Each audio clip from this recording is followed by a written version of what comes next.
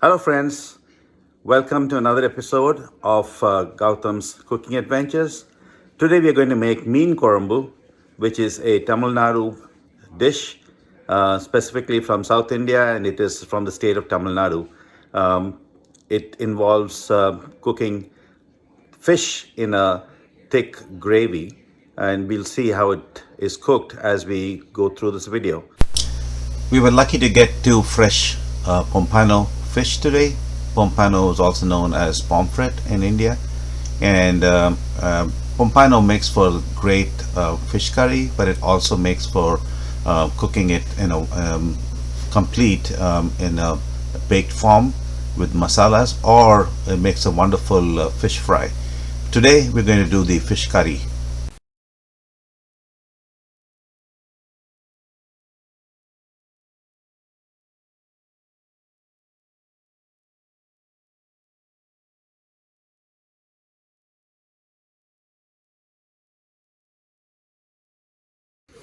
Here are the ingredients to make this dish, starting with mustard seeds, about half a teaspoon.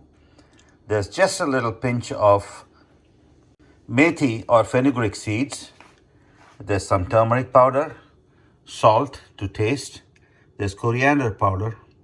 There's red chilli powder. There's curry leaf. And lastly, there's cloves of garlic. Now, we will also need oil, about 2.5 tablespoons of oil, some finely chopped tomato. We've taken 2 large Roma tomatoes and 2 large red onions that have been finely diced. To garnish, we will use coriander, fresh coriander leaves that have been cut into small pieces. The fish has also been cut into sizable portions that will just be right as shown in the picture here. First step in this whole process is to marinate the sliced Pompano fish that we are using today with some salt, a little bit of turmeric powder, a little chili powder,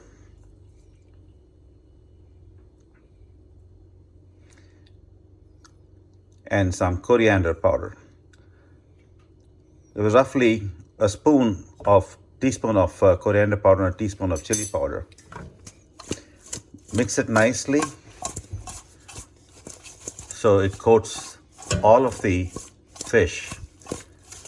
And what we want to do now is just let it marinate for about 15 to 20 minutes, just for the spices to get absorbed into the fish. The fish has been nicely coated and is now ready to be left alone for approximately 15 to 20 minutes. Keep in mind that we have not used up all of the powders, the chili powder, the coriander powder, the salt, and the turmeric. We've just used a little portion of it to do the marination. The rest of it is still pending, which we will now use for making the curry, and then we will complete it. We will start off with taking some oil in a pan and bringing it to a high temperature. We need the oil to be heated up so that the mustard will crackle when we put it into it. The reason that the mustard has to crackle is if it does not, it will make the curry bitter. The oil is hot. We put the mustard seeds in. They started to crackle. We're now ready to add the next item. The curry leaves have been added. We've also added the Methi seeds earlier. Add the garlic pods, the cloves, to the oil mix. Heat it nicely till it turns a slight brown, and at that point of time add the onion and start to cook the onion, adding a little bit of salt to let it sweat and allow it to cook till it loses its color, turns a little pink, and becomes translucent. Now, the secret ingredient in making a good fish curry, Tamil Nadu style, is the tamarind. Tamarind gives it the sour taste and makes the curry so much better. Now in our case, we are using the tamarind concentrate, and so we've taken approximately about a tablespoon and a half of concentrate, to which we will add some warm water and mix it well. But traditionally, it is made with fresh tamarind, and you take tamarind the size of a lime, in a ball the size of a lime, and then it's kept in warm water for about half an hour, and then squeezed till all the juices come out. So that's the right way to do it. Now, to get the tamarind water ready, we're adding a little bit of salt to it, a little bit of turmeric, some coriander powder, some chili powder, and then adding water to it and mixing it till it blends well. Now this is just to ensure that the spices are nicely mixed in with the tamarind. So you see they're mixing well. The mix will turn a darker brown color when it's ready. You can see that the tamarind, as it's mixing, has changed color, is becoming a darker brown, and it will get even darker as all of the tamarind blends into the mixture. Meanwhile, the onions are cooked well. They're now ready for the next component, which is the curry leaf. Curry leaf is a very important ingredient used in most of South Indian cooking, and definitely in Tamilian cooking.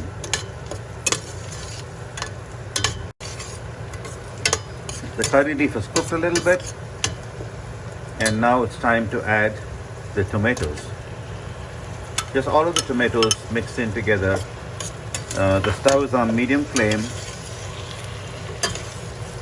and we're going to let the tomato reduce down to a paste.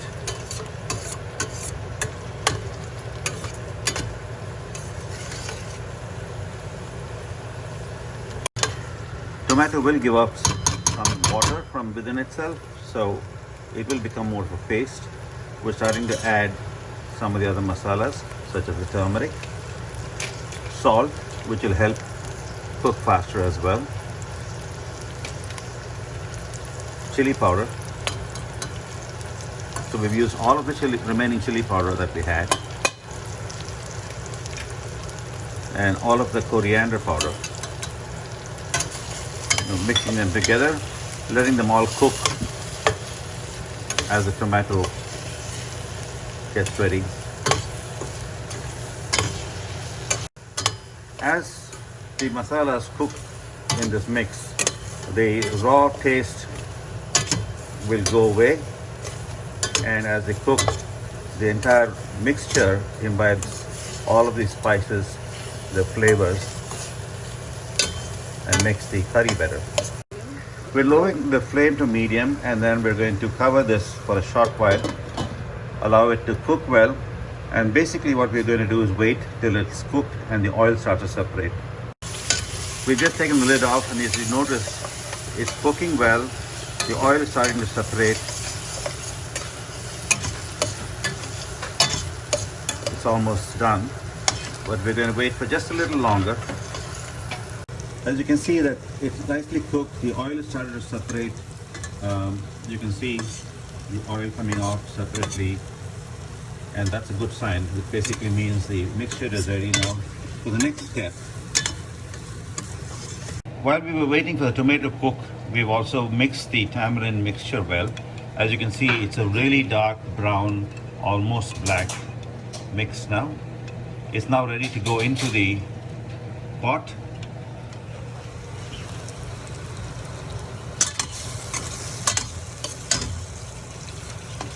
So this is still a concentrated mixture at this point of time. What we're going to have to do is allow it to cook, and as we're cooking it, add some more water to thin it down a bit. But what we really want to do is put it now, to, once we've added additional water, to let it simmer to thicken the curry, so to speak. We really want the tamarind to cook well and help to flavor the curry with its own sourness. So what we're doing is adding water. It gets a little thinner, and then allow it to cook and simmer down to a thicker curry.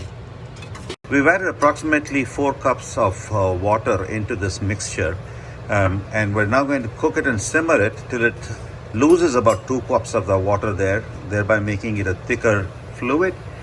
Now notice that all this while as we're cooking, we're not yet used the fish. Typically, when we use tamarind in vegetarian cooking, we would fry the vegetables and then add it to the curry. But in this case, we're not going to do this with the fish, because fish cooks really fast. It gets soft and it can start to break away. So what we're going to do is keep the fish till the last, get the curry ready. When it's down to the thickness that we want and consistency we want, at that point of time is when we will add the fish into it. Fish cooks really fast, so it just takes like 5 minutes and the fish will be ready. At that point in time, we'll complete the cooking. So let's keep watching.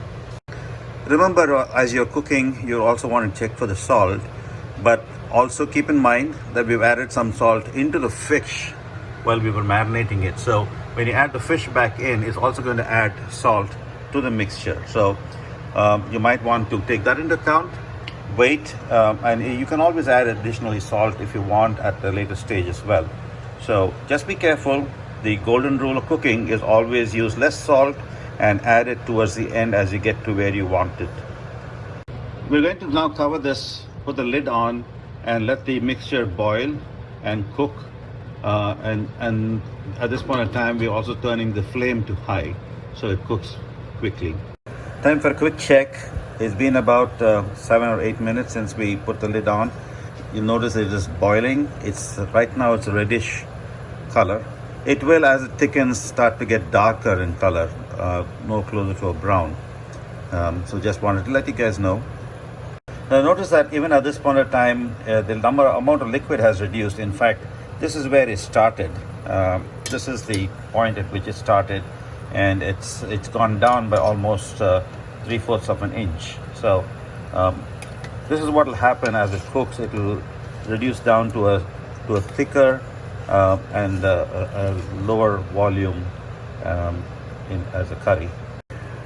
Now the secret to this sauce is the more amount of onions you add, it adds the sweetness in the mixture. Remember, it's now it's basically the magic that's created on your tongue. The sweetness from the onions, the spice from the chili powder and the coriander powder gives it the flavors. So all of them are contrasting flavors which together perform magic in your mouth. We are usually used to a hotter mix, so we are going to add some additional coriander powder and some additional chili powder to make it even more spicy. But this is entirely up to you. It's up to your taste as how much you can take of it, and you can take a decision then as to how much you want at this point in time by tasting the mixture. Since we have added some additional chili powder and coriander powder to it, we wanted to cook in a closed vessel in order for them to completely lose their raw taste and blend well into the rest of the mixture, at which point in time we'll take the cover off and then allow it to simmer down to a thicker paste or thicker liquid. It's cooked for about 5 minutes more. I think we're about ready now to allow it to start simmering down to a thicker paste. So we're going to leave the lid off and allow it to reduce. A quick check-in. Notice that when we first started, the bubbles were a lot more than there is now. There's much lesser bubbles. The liquid has thickened somewhat. Oil has started to float on the surface, and you can see that the curry does not easily flow off the ladle. That's the measure of thickness. Now, if you want, you can add your fish at this point of time, or if you want it thicker, you can cook it for just a little longer till you get the right consistency. The mixture has cooked for a little longer and is now reduced down to a Nice thick curry. You can notice that it's sticking to the ladle. And also see on the sides, you'll notice that it started about 1.5 inches or almost 2 inches above the current level. So that's how much it is reduced in size. And that's how it's thickened itself. The oil is separated, and this is the right time to start adding the fish. Now remember that fish cooks really fast, so we're going to put the stove on a medium flame and now start adding the fish. It has to go in piece by piece because you don't want it breaking. Cooks very fast, so keep that in mind. Remember to ensure that all of the fish is submerged in the liquid so it cooks well.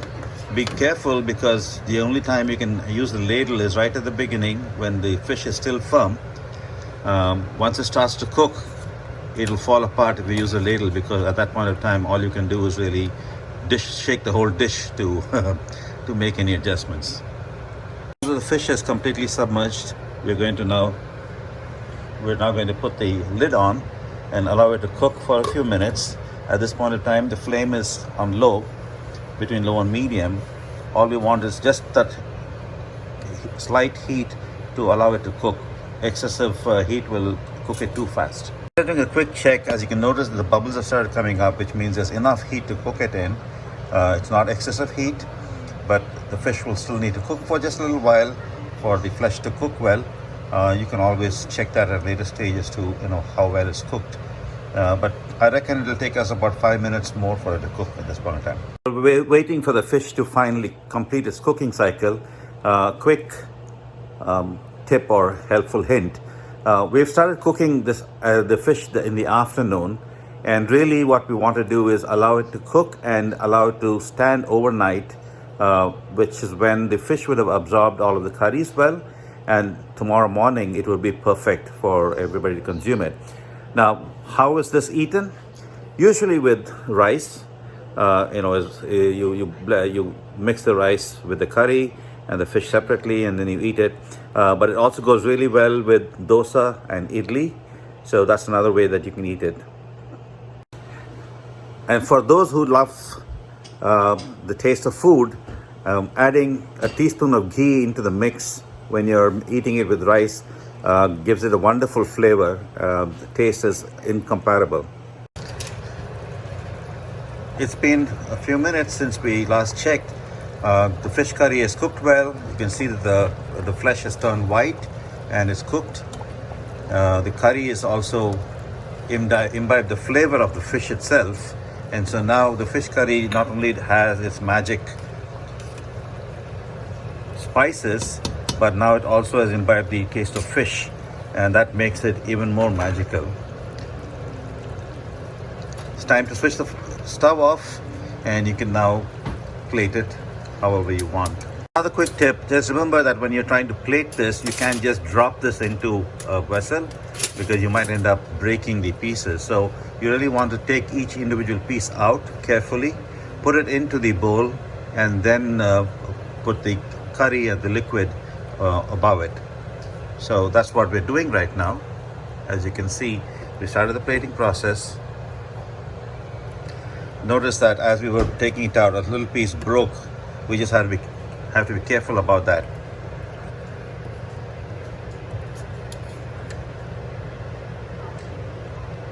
When the fish is really well cooked, it gets soft and can break quite easily. As you can see, we've transferred the fish curry to a dish. We are now ready to garnish it, which is the final step, with the freshly cut coriander leaves.